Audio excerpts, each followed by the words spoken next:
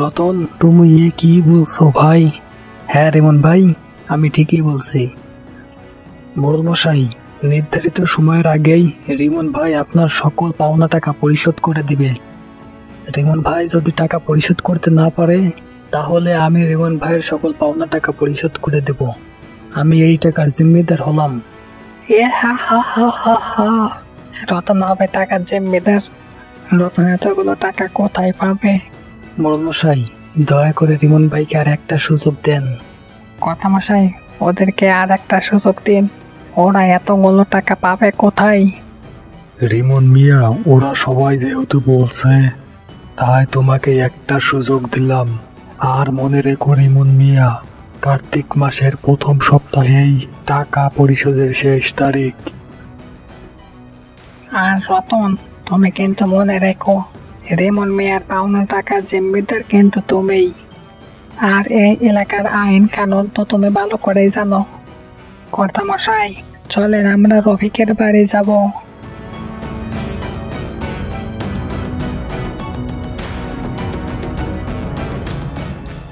রতন, তুমি কি করলে ভাই? তুমি আমার এতগুলো টাকার জিম্মেদার হলে। রিমন ভাই, এক প্রতিবেশীর বিপদে আরেক প্রতিবেশী যদি এগিয়ে না আসে, তাহলে দেশটা চলবে কি করে ভাই? রতন, এখন আমরা এতগুলো টাকা কোথায় পাবো?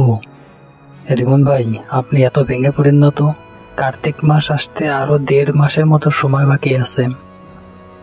আপনি জমিতে সবজি চাষ করেন, দেখবেন আল্লাহ আপনার জন্য কোনো না কোনো পথ ঠিকই করে দিবেন। আমি এখন গেলাম ভাই।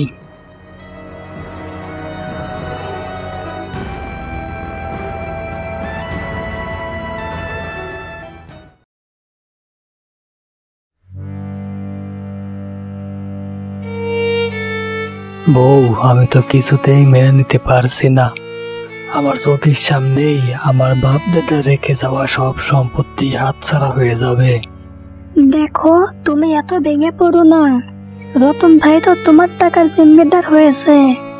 তুমি যদি সকল ঋণের টাকা জোগাড় করতে না পারো, তাহলে রতন ভাইয়ের কাছ থেকে কিছু টাকা নিয়ে মোড়লকে দিয়ে ঋণ পরিশোধ করে এসো। আর রতন ভাইকে আগামী ফসলের সিজনে তার টাকা দিয়ে দিও। না রে বউ, রতন এতগুলো টাকা কোথায় পাবে? রতন তো জিম্মেদার হয়েছে কারণ মোড়ল মশাই আমাকে যেন আর একটা সুযোগ দেয়, তার কারণে। বাবা, তুমি এত চিন্তা করো না তো। দেখবা আল্লাহ আমাদের জন্য কোনো না কোনো পথ ঠিকই দেখিয়ে দিবে। এখন হাত মুখ ধুয়ে ঘরে এসো তো, 2 মুঠো খাবার খাবে। না রে মা, আমার গলা দিয়ে এখন কিছুই নামবে না। তার চেয়ে বরং তোমরাই খেয়ে নাও। তুমি কেমন কথা বলছো? খাবার না খেলে তো তুমি অসুস্থ হয়ে পড়বে। শোনো, তোমাকে শক্ত হতে হবে আর বেশি বেশি পরিশ্রম করতে হবে, নইলে আমাদের যা আছে তাও যে হাতছাড়া হয়ে যাবে। হ্যাঁ বাবা, মা ঠিক কথাই বলেছে। বাবা, আল্লাহর ইচ্ছা ছাড়া দুনিয়াতে কিছুই ঘটে না। আর আমরা তো কখনোই কারো ক্ষতি করি নাই। দেখবা আল্লাহ আমাদেরকে খুবই তাড়াতাড়ি এই বিপদ থেকে রক্ষা করবে। চলো বাবা, ঘরে যাই আমরা।